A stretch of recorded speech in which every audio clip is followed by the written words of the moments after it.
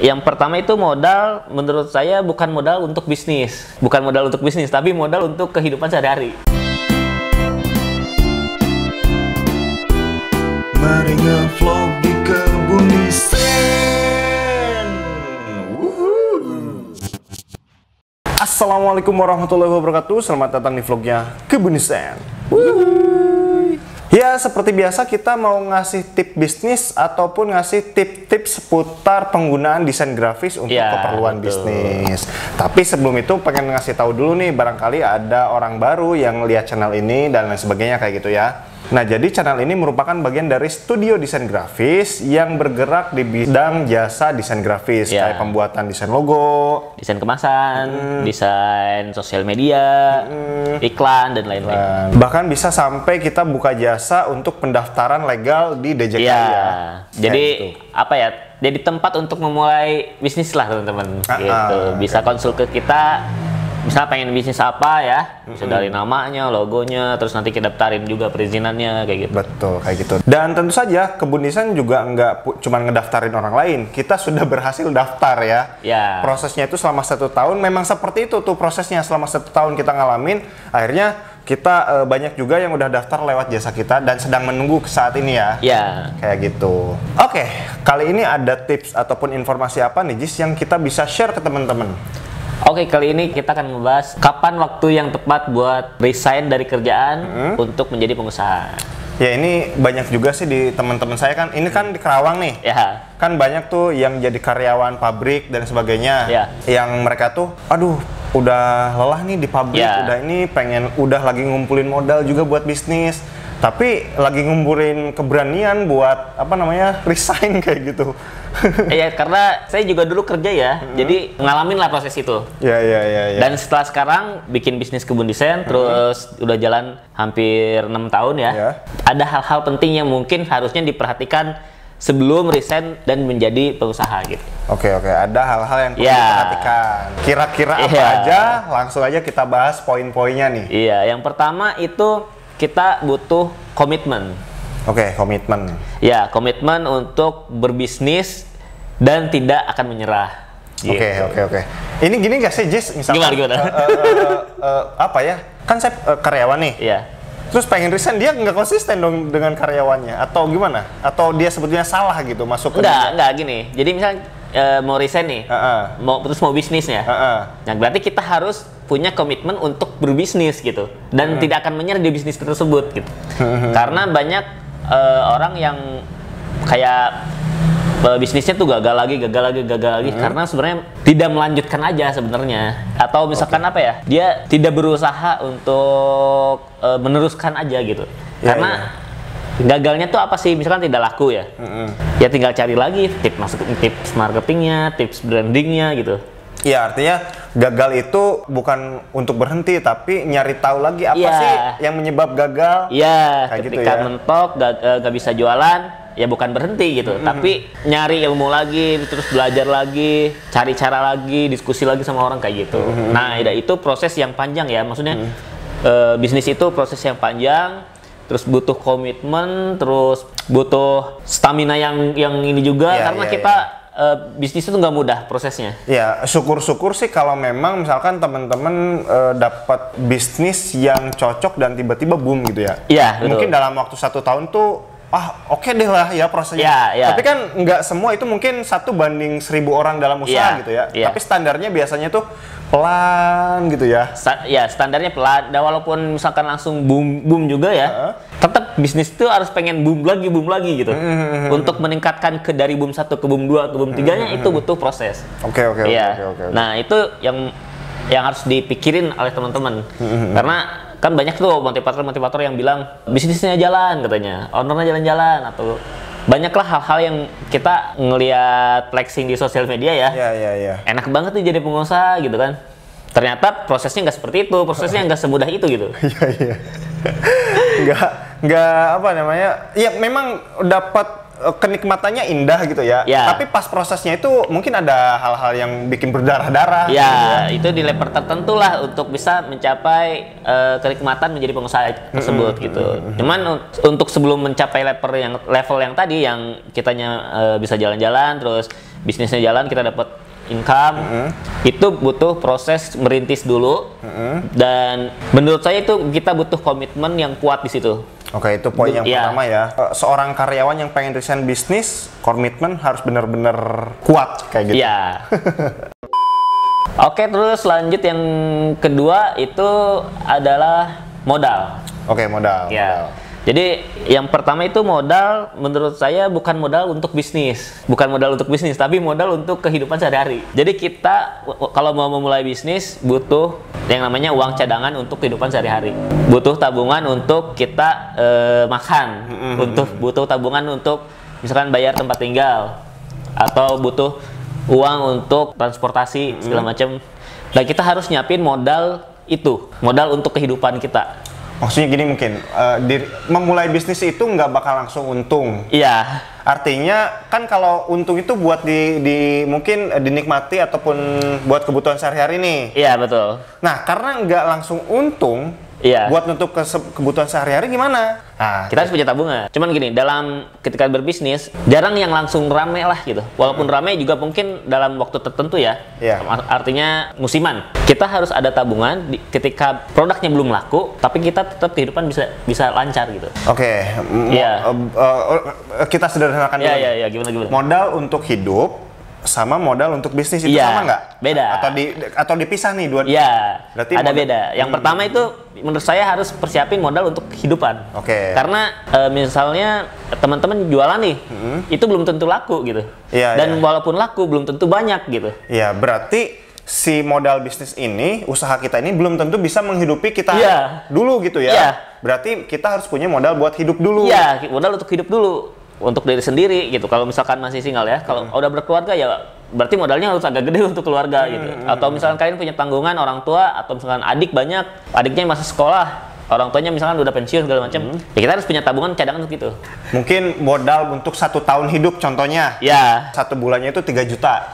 Ya. Kali 1 tahun berapa? 36 juta ya untuk 1 tahun. Ya. Terus yang 30 juta lagi modal buat usaha. Iya, betul. Oke, yang usaha 30 juta ini kan belum tentu bulan pertama ini punya keuntungan yang setara 3 juta gitu ya. Iya. Belum tentu kayak gitu. Mungkin hanya dapat itu 500.000. Iya, betul. Bisa dapat untungnya cuma 1 juta. Itu kan nggak nutup nih buat kebutuhan sebulan kita tuh 3 juta. Iya. Sampai proses bisnis kita selama 1 tahun itu menguntungkan sehingga bisa punya untung yang lebih dari 36 juta. Iya. 1 tahun pertama kayak gitu ya. Iya. Nah, tadi kan pertama modal kehidupan ya. Yang kedua itu modal untuk bisnisnya gitu.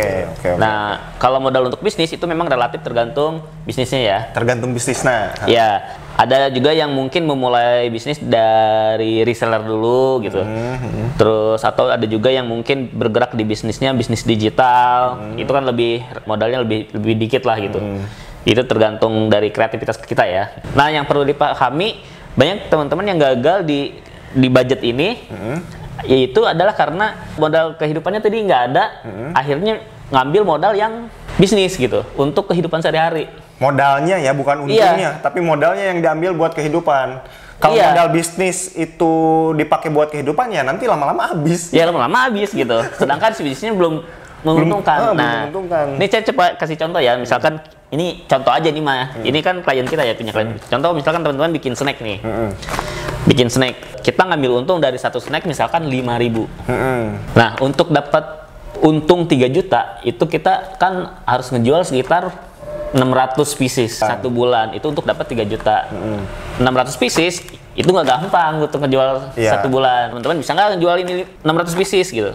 Untuk awal-awal memang agak susah tuh untuk fase-fase merintis. Nah, si dana cadangan yang buat modal kehidupan tadi itu buat nutupin kalau misalnya si snacknya nggak laku. Ya. Kurang dari 600 mungkin kadang tuh ada banyak cerita tuh yang cuman kejual tuh 20 ya, sebulan 20 kayak gitu ya. Nah, jadi kadang kita jangan terpaku dengan kata omset ya.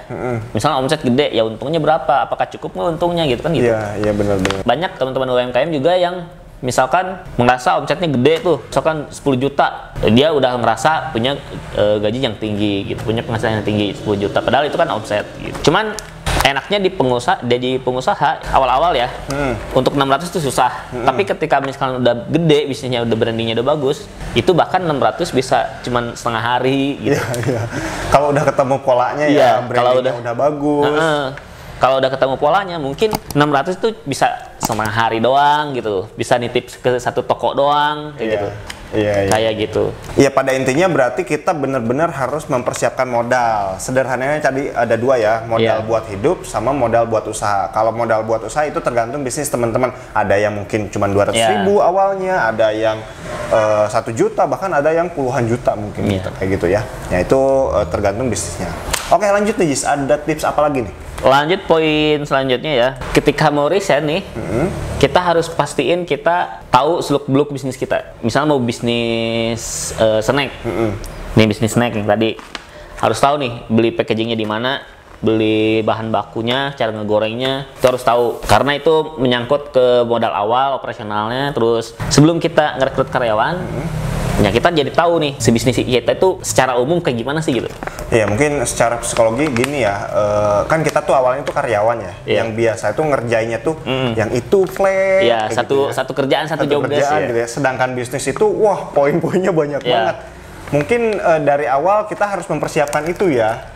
Mengenali bisnis kita tuh mau bisnis apa. Mungkin ya selama kita jadi statusnya masih karyawan di pabrik orang kayak gitu ya, di pabrik perusahaan mana misalkan kita kecil-kecilan dulu nyobain untuk mengenali bisnis kita kayak gitu ya. Misalkan bahan baku ini apa ya, popcorn, jagung, bahan bakunya jagung. Nah kita sebagai orang yang bisnis perjagungan ini kan tahu misal beli jagung di mana sih, daerah yang jagungnya murah di mana sih kayak gitu. Jangan sampai nanti harga jualnya mahal karena mungkin beli suppliernya di tempat yang mahal gitu. Gitu. Maksudnya lebih ketika kita tahu atau kita nyari tahu, itu biasanya kalau lebih mudah aja bisnisnya gitu. Ada lagi nih yang lebih bagus sih kalau misalkan kita jalan dulu dikit gitu.